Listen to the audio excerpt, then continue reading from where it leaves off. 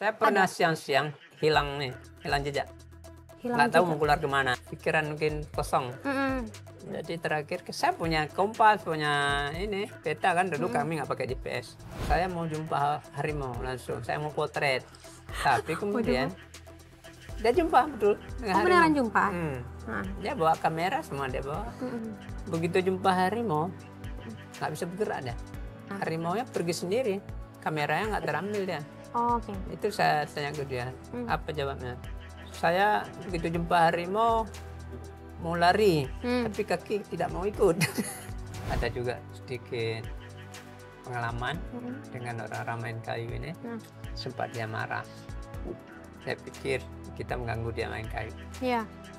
Sampai saya diancam buang ke sungai.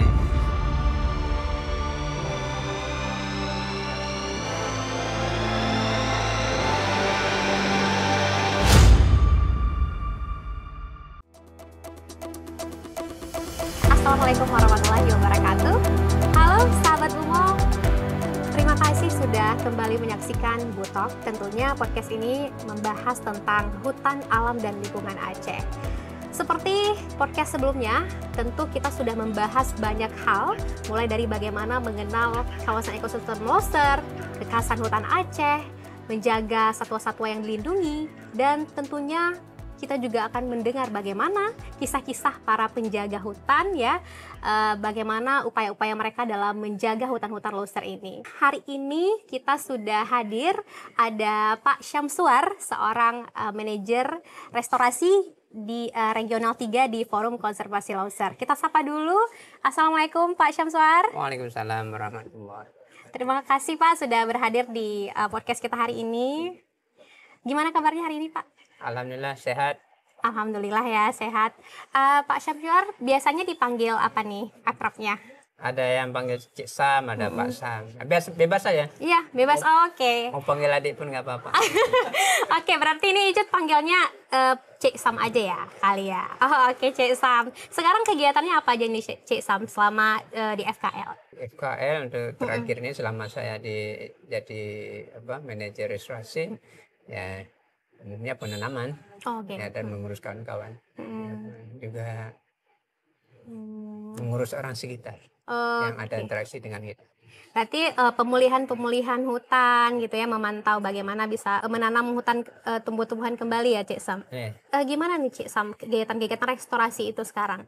Ya alhamdulillah sekarang berjalan lancar, walaupun banyak kendala-kendala seperti yang banyak kendala kita dengan pengaruh alam sebenarnya, seperti yang di Suabelimbing itu Pasir Lembang, kendala karena lahannya gambut. Kalau di sana musim memang hujan dia lahan gambut terendam, semua pohon bisa mati. Seperti yang kemarin yang kita tanam di bulan November. Di Januari kan hujan besar nih, Desember Januari hujan itu kenang semua, hampir 90% tanaman kita mati. 90%? Iya, duren, jengkol, hampir mati semua, tapi masih ada. Ya, tapi kita belum menyerah. Harus tanam lagi. Tanam lagi. Berarti tanaman yang kita sama dengan yang sebelumnya atau gimana? Ya, kita akan sisip lagi. Ya, rencana kita ada mau tanam di perbatasan tanah yang kita bebaskan. Kita tanam jenis salak dan kalau kayu jenis ketapang, dia akan tahan walaupun banjir dia masih tetap tahan hidup. Kalau salak juga. Dengan kondisi alam walaupun kita gagal dengan penanaman ini. Yang pohon yang alami ya tumbuh sendiri berjalan bagus ya. Alhamdulillah. Alhamdulillah. Karena saya lihat di lapangan malah lebih bagus yang tumbuh sendiri. Secara alami ya, Cik Sam. Walaupun begitu kita harus sisip juga karena terlalu terbuka. Tempat-tempatnya sudah tertutup, dan kita biarkan aja, tinggal memelihara. Oke Cik Sam, ini menarik juga nih Cik Sam kan kalau kita lihat di pantauan media tentu nama Cik Sam ini sudah familiar ya, apalagi pernah mendapatkan penghargaan gitu dari beberapa lembaga internasional. Tapi ini mungkin pertanyaannya gimana sih Cik Sam bisa tertarik untuk bisa bergelut di kawasan ekosistem Leuser ini awalnya? Ya, sebenarnya sih saya dulu di kampung saya ada HPH yang nama MRT. Sebenarnya saya tergiur dengan dengan gaji lebih tinggi. Oh, Ya. jadi ada tawaran-tawaran gitu ya Cik Sam Pernah ya? ditawarkan ya, sebagai orang servis lapangan. Itu lumayan gajinya. Waktu itu sampai 150.000 150.000 sekali masuk. sekali masuk. Itu 12 hari panen. Oh, sekali masuk 12 hari. Wah, lumayan ya. Ganti-ganti. Zaman dulu ya, Cik. 12 hari itu paling lama. Dan dengan bonus lain. Tapi saya belum tertarik dengan itu karena saya pertamanya emang orang main di hutan. Oh. Saya sejak kecil udah main di hutan. Sejak kecil emang suka berdua di hutan ya, Cik? Ya, cari ikan di hutan. Dulu saya kalau ke hutan nggak pakai sepatu, nggak pakai sendal. Jadi primitif. jadi Ya, tapi nggak apa-apa, nggak kena duri. nggak ada digigit pacat gitu, Cik? Alhamdulillah sering. Oh, sering. Alhamdulillah, Cik ya. Ya. Alhamdulillah ya. Mungkin nggak digigit umpannya ya. Itu hitungnya sedekah juga. Oh, wah luar biasa nih. Terus kemudian ada tawaran ada riset swab blimbing yang baru dibuka oleh Karel Pansek, orang dari Belanda. Dia tinggal di Amerika, yang di bawah Universitas Duke Amerika. Oke. Ya. Di tahun 93 mereka bangun camp dan ada tawaran sebagai tukang masak. Oh, waktu itu berarti pertama kali memang sebagai tukang masak, Cik Tukang ya? masak ya, karena saya nggak ada ijazah, nggak ada S-nya, yang ada S kosong. Tapi memang sebelumnya saya udah S3, SD, SMP, SMA. Aduh, Cik Sam, Masya Allah. Dulu alumninya di mana, Cik? Apa lulusan dari mana, Cik? Di SD di kampung. SMA-nya? SMA-nya di Banda Aceh. Oh, di Banda Ya, Aceh. Man Pecubarin. Oke. Itu Man sekarang jadi Man model. Oh, Man model. Kalau dulu waktu saya sekolah itu kelas yang tertinggi di Banda Aceh. Man. Iya, Kemudian paling baru SMA 3. Oke. Paling unggul ya, Cik. Ya. Terus pas udah jadi juru masak gimana, Cik? Juru masak nggak enak sebenarnya juru masak. Itu gajinya berapa tuh waktu itu? Oh, Kalau tadi tawarnya 150, waktu jadi juru masak berapaan gajinya? Itu ada gaji 75.000 75.000 per bulan. Per bulan. Ya, cukup tinggi. Masih tinggi ya saat itu, Cik? Iya, bagi saya udah tinggi. Oh, gitu. Kalau orang mungkin udah hampir 1 jutaan gaji sebulan. Oke. Kalau saya 75.000 udah lumayan. Sebenarnya bukan itu yang saya mau. Karena di sini saya lihat ada orang luar, Pak Bule, ada kerja mereka penelitian. Saya tertarik dengan penelitian. Oh, Ya. oke. Jadi saya coba masuk 1 tahun saya di tukang masak. Waktu tukang masak saya sebenarnya menghandle hampir semua kegiatan. Oh. Ya, pertama karena saya di camp. Itu ada pemantauan cuaca dan fonologi. Setiap bulan saya handle. Itu udah di akhir tahun setelah saya bekerja 6 bulan. Oke. Kemudian saya terpikir dengan gaji 75.000 saya nggak mungkin bekerja. Nah, pasti mikir ke depan. Iya, masa depan itu. Kemudian saya minta berhenti. Dari Karel nggak dikasih untuk berhenti. Kemudian itu waktu itu ada jangan berhenti gitu, ada nggak misal dari? Ada. Nah, terus gimana tuh? Tapi kemudian ada peluang masuk satu peneliti dari DUK itu yang dari perempuan yang bagian mawas, yang kebetulan bagian seksual mawas. Itu ada peluang 1 orang untuk asisten. Saya masuk tuh. Itu mendapat dengan gaji 150. Oh, per sudah bulan. meningkat Sudah lumayan kan? Kali iya, 2. Ya. Sudah meningkat ya, Cik. Tapi kerja lumayan juga. Ya, kita masuk hutan dari malam sampai malam. Dari itu 24 jam kita di Enggak 24 jam. Kita kalau pagi masuknya, kalau ikut mawas tuh paling lambat jam 5 udah berangkat dari camp. Jam 5. Jadi pulangnya belum tentu ini, kadang-kadang cepat, kadang-kadang malam. Tapi rata-rata kita, kalau istilah kami nanti di robah chat camp nama orang nggak tahu dah. Oh. Karena pergi malam, pulang malam. Ikut mawas harus diikuti ya, dari sarang ke sarang. Oh. Misalnya kan ini kita ngikutin mereka nih. Ada nggak kayak mereka tuh malah lari itu takut sama kita, apalagi kan dia tergantung kehidupan sehari-hari ya. tergantung orang utannya. Karena orang utannya kalau baru kita jumpa dia sensitif dengan orang. Dia selalu diskusi. Tapi ketika kita ikuti sampai 3 hari udah ada perubahan dia. Jadi udah terbiasa. Kalau udah terbiasa di 3 meter dengan kita dia masih aman makan sendiri dah. Bermain. Apalagi yang jantan dewasa. Itu 3 meter dia makan di bawah bukan di atas. Ya, perilaku mereka tuh akhirnya kita tahu ya dari ngikutin terus jadinya ya. Iya. Banyak kita tahu. Cuman saya lihat perilaku dia nggak jauh dari manusia. Sosialnya hampir sama dengan manusia. Bersama. Dengan perilaku dia terhadap anak, perilaku sesama-sama dia. Enak sebenarnya. Sepertinya kita kalau ke hutan nih, hampir nggak ada masalah. Nggak ada masalah. Ya. Apalagi kita sendiri di hutan dengan satwa, nyaman. Tapi dengan namanya sendiri, ya pasti banyak masalah yang nggak kita mau. Apa itu masalahnya, Cik? Kadang-kadang bisa nyasar. Oh, pernah nggak kayak saya ada mistis gitu di hutan? Ada. Saya pernah siang-siang Oke. di trail system, saya di simpang ini, saya hilang jejak. Nggak tahu mau keluar kemana. Itu Cik Sam lagi sendiri? Sendiri. Itu mau kemana tuh, Cik, kemarin? Lagi ngapain lagi? Saya lagi ikut mawas. Lagi ngikut orang hutan. Tapi waktu itu nggak tahu arah lagi ya, udah karena kehilangan mungkin pikiran mungkin kosong. Jadi terakhir saya punya kompas, punya peta kan dulu kami nggak pakai GPS. Buat peta manual di buku kemana kita arah. Padahal saya udah 5 meter dari trail system. Sampai capek sampai saya tinggal orang hutan. Waktu itu orang hutan nggak ketemu lagi. Ketemu terakhir. Tapi saya tinggal, udah putus datanya, udah putus. Oh, ya ampun. Bingung. Berapa lama tuh, Cik? Ada 1 jam lebih. 1 jam lebih. Kehilangan arah gitu, Cik ya. Kemudian saya istirahat karena pikir saya sadar. Pikir nih nggak mungkin saya lanjutkan karena ada fatwa orang tua kalau udah di hutan tuh merasa kita udah tersesat, nggak usah dipaksakan. Oke. Harus istirahat. Nah, setelah saya istirahat, saya dulu merokok.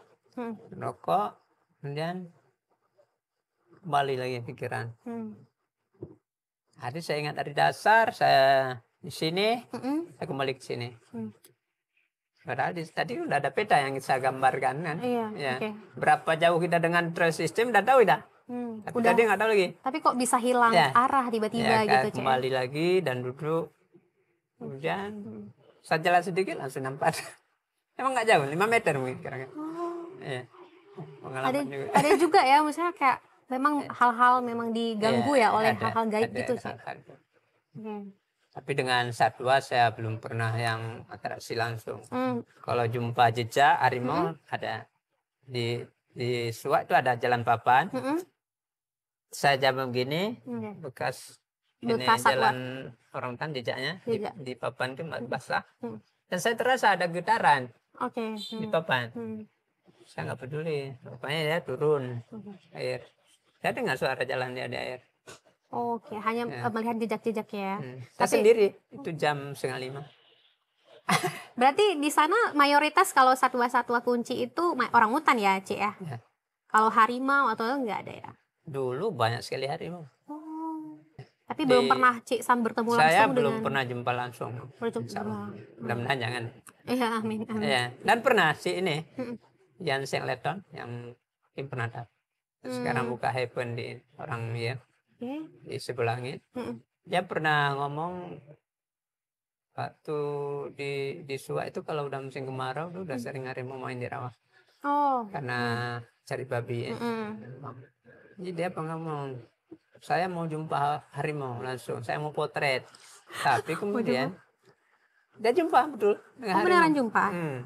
Dia bawa kamera semua dia bawa. Begitu jumpa harimau, dia bingung. Nggak bisa bergerak dia. Terus gimana lagi, Cik? Harimaunya gimana? Harimaunya pergi sendiri. Kameranya nggak terambil dia. Oke. Itu saya tanya ke dia. Apa jawabnya? Saya begitu jumpa harimau mau lari, tapi kaki tidak mau ikut. Kaki, oh bisa gitu. Takut dia, nggak bisa. Tapi nggak ada apa-apa kan, Nggak Cik? apa-apa. Harimau jalan Harimaunya sendiri, tetap dia pun jalan. pulang. Oh, oke. Ya, saya Alhamdulillah. ajak dia. Kenapa nggak diputus? Oh ya ampun, nggak Ya, kayak udah, Oke. tapi udah berinteraksi lah langsung itu dengan. pengalaman juga. Tahun berapa, Cik, mulai bergelut di hutan? 94. 94. Ya. Tapi saya jadi asisten orang hutan itu 96 sampai 97. Wadah. Selama 2 tahun aja, Cik, ya? Ya. Oke. Kemudian pindah. Kemudian? Karena tadi yang yang bos saya ini kan habis ini masa penelitian, dia kembali. Yang udah kembali lagi ke negara, Ya, negaranya. saya juga kembali ke nol, nggak ada lagi kontrak ya. Oh, oke. Udah nggak lanjut lagi kemudian ya, putus udah kerja. selesai. Kemudian saya pindah ke Soraya. Ke Soraya. Ya. Oke. Dengan terus saya di Suwak tuh nggak salah saya udah punya gaji 300-an. Jadi asisten. Oke. Kemudian pindah ke Soraya, alhamdulillah kayak digaji dengan 220. Kalau di Soraya sebagai apa, Cik? Saya boatman dulu di Soraya. Menarik juga di Soraya. Iya. Karena boat di Soraya dulu seperti apa? Hampir seperti mobil ya. Boat. Saya dari Soraya Oke. dari camp ke Gelombang hanya butuh waktu 15 menit. Oh, 15 menit. Kecepatan 85. Kalau sekarang kan cuma lama, Cik, ya? Kalau sekarang? Sekarang 1 jam. 1 jam. Iya. Lebih. Gimana pengalaman selama pindah ke Soraya? Kemudian apa yang Cik hadapi selama menjadi boatman itu? Ya, sebenarnya saya status boatman. Tapi banyak hal-hal lain juga yang ada sampai ada interaksi dengan masyarakat yang tidak senang dengan kita. Oh, ada penolakan juga? Banyak sih ya. Sampai di Gelombang kita diancam, dulu ada manajer kita, dulu Sawaludin Umar, dia manajer. Itu diancam, dia kadang-kadang ngelak dia ke Medan, dan ada asistennya, wakil manajernya Iqbal. Icut dari mana? Kalau Icut asli Aceh Besar. Kuliahnya? Kuliah di UIN Araniri. Iya, nggak kenal. Ada Iqbal sekarang jadi dosen di pertanian. Kehutanan di USK. Itu kawan saya. Ya, kami pernah mau dibunuh. Kami berdua. Mau dibunuh? Iya. Itu kenapa, Cik? Karena sebenarnya dia itu preman di Gelombang. Dia mau dapat gaji dari kita. Kami nggak ada alokasi untuk gaji dia. Jadi dia ancam. Berapa kali interogasi, terakhir sampai di Gelombang, kami taruh di rumah dia, di gede itu pintu. Banyak lain-lain sebenarnya, yang kecil-kecil kan. Tapi itu unik. Ya, dengan ada seperti itu kita merasa siap-siap mau kemana pun kita siap. Saya di boat ada pengalaman bagus ya sekali. Waktu saya survei ke Bulu Sema dari Singkil, itu kena ombak, kena badai di laut 3 jam saya nggak bisa keluar. Di Singkil ya, Cik? Iya, dari antara Bulu Sema ke balik Singkil. Itu ada berkawan kami bertiga, 2 bule, Karpansek sama Yaru Robertson. 5 kami. 3 jam malam baru masuk ke Muara Singkil. Ya. Sampai bule menangis saya. Saya nggak terpikir juga lagi. Bodoh benar-benar dia masuk. Terus gimana tuh?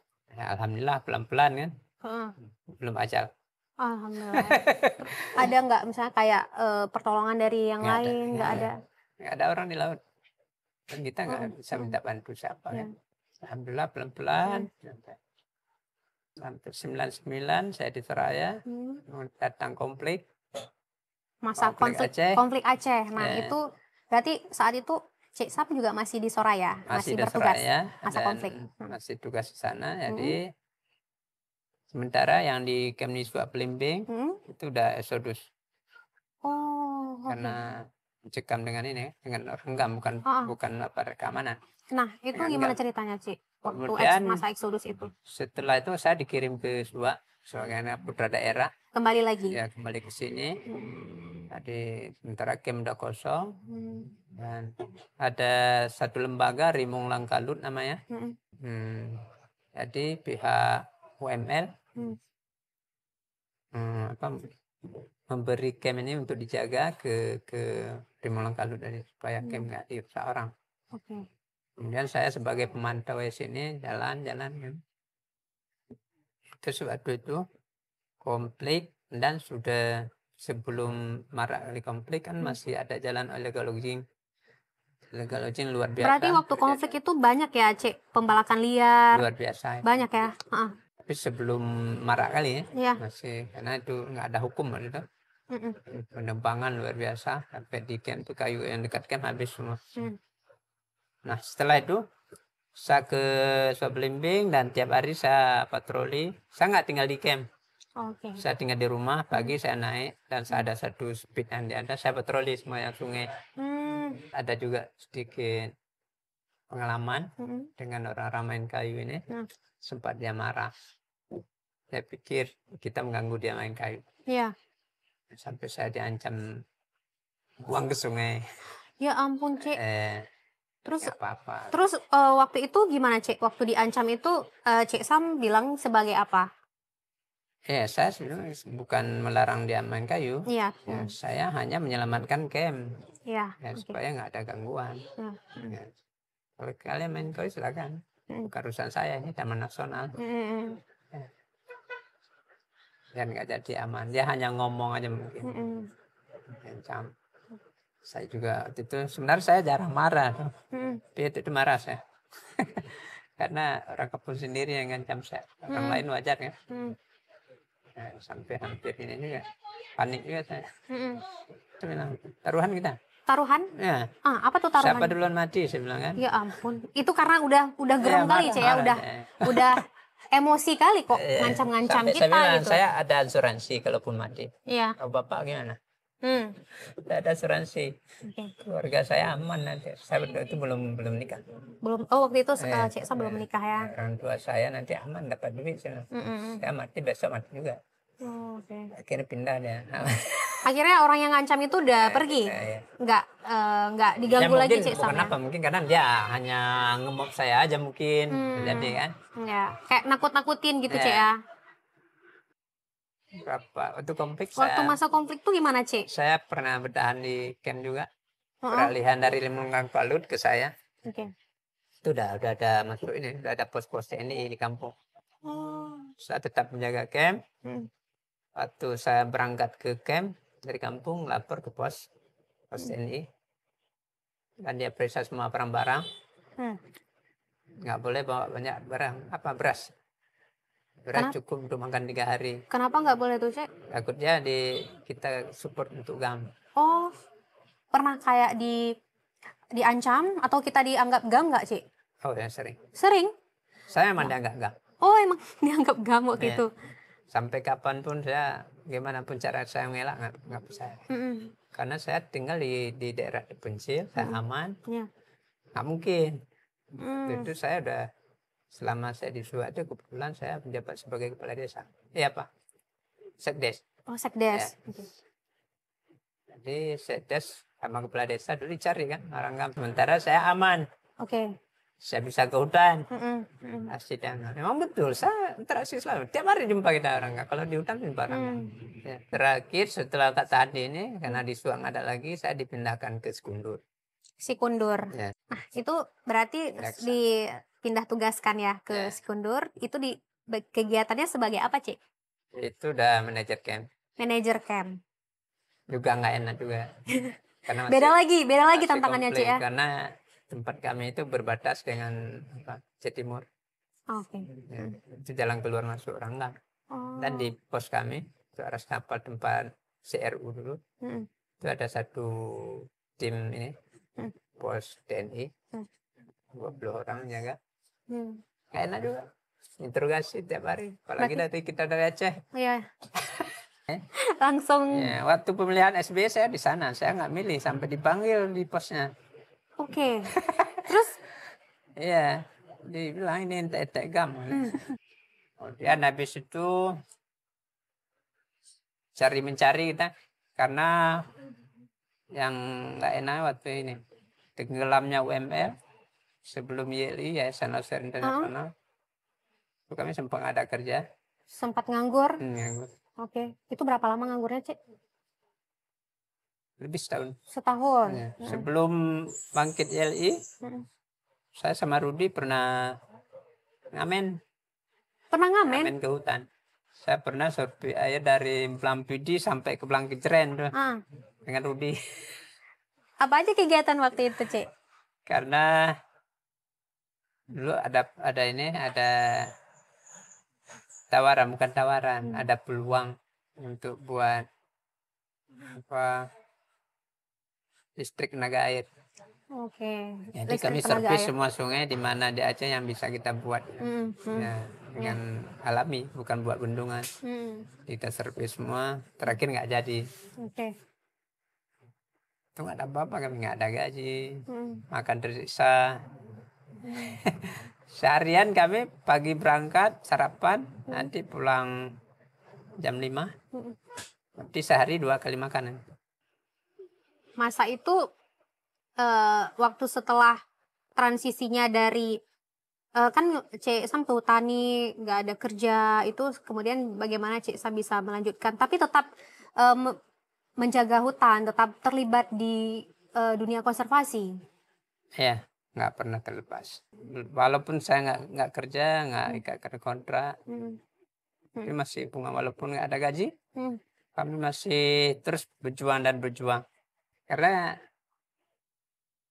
kalau kita harap orang lain nggak ada. Dari mantan-mantan yang dulu kita coba bergerak lagi. Itu adalah setelah kalau waktu survei itu kami nggak ada atraksi dengan masyarakat untuk melarang atau apa. Oh, nggak ada, tapi tetap sengaja itu. Karena kita belum ada target. Itu kita atraksi dengan masyarakat Pembalakan ini dengan setelah ada kontrak. Kita udah ada target. Tapi kalau saya nggak pernah memaksa orang untuk berhenti main kayu. Nggak pernah memaksa? Kenapa? Kalau kita paksa orang main kayu, atau pembelakan kan buka kebun apa, kita paksa, bisa. Kita bawa brimob, larang dia, keluar dia. Hari ini kita masuk, langsung keluar dia kan, atau bisa pergi keluar dia. Tapi apakah ini nyaman untuk 2 bulan ke depan lah minimalnya, jangan kita bilang tahun depan. Pasti dia kembali lagi. Setelah brimob nggak ada. Ya.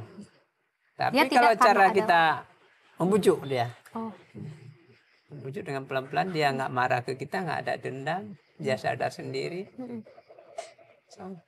Kalau saya strategi seperti itu. Strateginya ya, seperti ada kalau perlu ada peluang kita pakai dia. Oh, merangkul ya, mengajak. Banyak yang terlibat. Saya pakai orang setempat di mana, yang mantan-mantan ini. Sampai sekarang saya sistem itu. Dan saya minta ke Rudi juga cocok. Karena kalau kita pikir sekilas, rugi kan kita pakai orang karena dia emang perusak. Apa dipakai? Dia jelas-jelas udah perusak kan, tidak pakai. Kalau saya bukan itu prinsipnya. Karena satu orang yang kita pegang dari penebang kayu, dia penebang satu hari misal 2 pohon. Jadi saya pegang satu orang.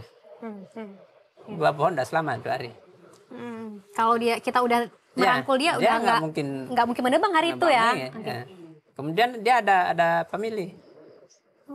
Ada saudara. Pasti ada adik. Ya. Kita nggak paksa adiknya untuk berhenti kerja. Nebang-nebang lah silakan. Terakhir dia malu sendiri karena menyelamatkan abangnya. Aku nggak enak abang itu kan. Iya, betul. Ya. Ya. Kita nggak capek. Alami ya kan. Iya. Akhirnya secara tidak langsung mereka bukan karena kita larang ya, tapi karena kesadaran ya, Cik. Harus itu yang kita bangun sebenarnya. Iya. Dan sekarang saya bilang ke kawan-kawan juga seperti yang sekarang kita ada edukasi ke anak-anak sekolah. Itu jalanan paling bagus sebenarnya. Karena dulu udah kita coba larang, kita rangkul orang bulan, kita sosialisasi, itu nggak akan masuk ke orang yang udah tua. Karena dia yang dihitung. Setiap pohon yang dilihat dia pasti hitung uang. udah materialistis gitu Iya, ya. nggak dipikir akibat nggak. Tapi kalau dari anak yang kecil, Ya, ya. dia tahu sebabnya apa. Edukasi sejak dini ya, Iya. Cik. Saya lihat selama ini sudah jauh berubah di mana-mana. Oh, alhamdulillah udah banyak perubahan. Sampai anak-anak kita ngomong, udah tahu dah itu pohon. Oh dulu musim kami kita bilang pohon tuh neraka begitu ya. Oh. Jadi masalah kan, Mm-mm. bukan tuh keuntungan. Lihat hutan tuh neraka. Hmm. Justru itu momok bagi masyarakat. Oke. Sekarang kita udah, karena kita bawa ini sungai Hmm. mengering kenapa? Udah tahu Karena udah. cepat ya kan? Iya. Gak tahu anak-anak sekarang SD itu udah tahu dia sungai kering karena nggak ada pohon. Kalau dulu bukan, itu alami. Memang anugerah Tuhan. Iya. Sekarang udah mulai teredukasi. Kalau dulu ya dianggap, oh ini bisnis nih, kayak gitu ya. Iya. Wah ini menjanjikan sekali. Ternyata kalau sekarang sudah mulai teredukasi dan menurut Cik Sam sudah semakin sadar ya bahwa hutan itu perlu dijaga gitu, Iya. Cik Sam ya. Kerusakan karena apa, Cik? hutan bukan di masyarakat lagi kan. Hmm. Oknum-oknum tertentu yang petinggi-petinggi itu yang merusak hutan sekarang. Oke. Tapi itu memang tidak bisa kita pungkiri memang, Cik. Kita kan memang ya tidak hanya masyarakat ya, mungkin ada oknum-oknum di balik itu ya. Kalau masyarakat dia ada batasannya. Iya. Berapa sih yang bisa dikelola masyarakat Iya. per orang? Paling 2 hektar kan? Iya. Ini sekarang yang muncul ratusan hektar yang Ya pasti pakai butuh eskavator ke ya, hutan. butuh alat yang besar, Cik ya. Ya. Seperti yang kejadian di Belusuma. Itu namanya masyarakat. Kan? Kalau kita ke Labang, kita tanya masyarakat ini siapa punya? Pelolaan. Siapa banyak pelolaan. Maka itu yang problema sekarang yang kita hadapi. Maka kalau kerusakan hutan yang dulu mas sekarang jauh lebih gampang yang dulu untuk kita batasnya. Sekarang susah. Apalagi berbicara dengan undang-undang. Iya. Jadi yang diperalat masyarakat, ini masyarakat punya. Cari dia masyarakat yang ada kekuatan di daerah, dia pegang, jangan. Betul ya. Nanti kapan kita ke lapangan, diadu kita nih. Nah, sekarang harus kuat-kuat mental. Kalau saya sekarang makanya saya udah mulai menurun. Saya nggak sanggup dengan masalah. Mungkin dari faktor U. Faktor U. Yeah. Tapi sekarang juga masih jiwa muda, Cik, walaupun udah umurnya sudah itu usia kan senja. kita lihat di luar aja, padahal dia nggak sanggup lagi. Oh. Itu kadang-kadang nggak boleh kita nampakkan sama kawan-kawannya masih muda. Kita udah merasa kapok atau apa. Tapi tetap tidak menyerah ya, walaupun misalnya dari sisi nggak boleh. Dari sisi fisik, Cik ya, tapi dari sisi intelektual dan itu tetap komit dengan hutan, menjaga hutan ya, Cik. Itu kalau istilah kampungnya bahasa Aceh itu hanya hati itu tubuh hai. Itu tubuh hai. Iya, betul tuh, Cik. Kemauan masih ada, tapi kita untuk buatnya tidak sanggup lagi. Ya, kesempatan yang lain. Ya, generasi. Perlu adanya kaderisasi untuk yang lain ya, Cik. Sekarang udah banyak. Insya Allah, Cik, the next ya. Cik, waktu itu ini kan terakhir tadi cerita kita dari yang Cik lagi di Sikundur nih. Setelah itu gimana, Cik? Tahapannya waktu bisa Cik gabung di FKL itu gimana ceritanya, Cik? Saya masih banyak mimpi-mimpi yang belum terselesaikan.